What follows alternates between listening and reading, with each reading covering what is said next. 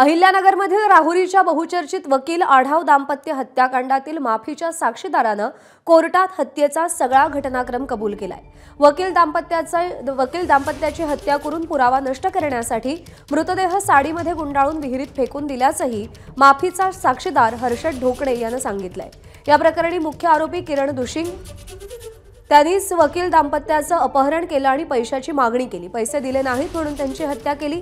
माफीचा साक्षीदार बनलेल्या आरोपीनं वकील राजाराम आढाव आणि पत्नी मनीषा आढाव यांच्या डोक्यामध्ये बाटली घालून हत्या केल्याचं सांगितलंय। संपूर्ण जिल्ह्याचं लक्ष लागलेल्या या खटल्यामध्ये ज्येष्ठ विधिज्ञ उज्ज्वल निकम हे सरकारी पक्षाकडून काम पाहतायत। आज माफीच्या साक्षीदाराची उलट तपासणी ते घेतील।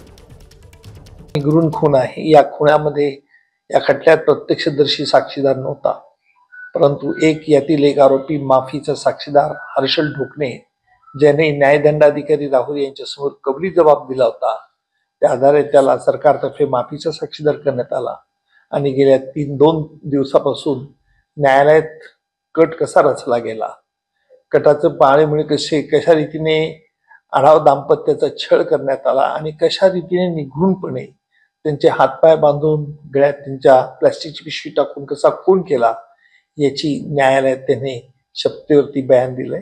उलट तपासणी सुरू झालेली आहे।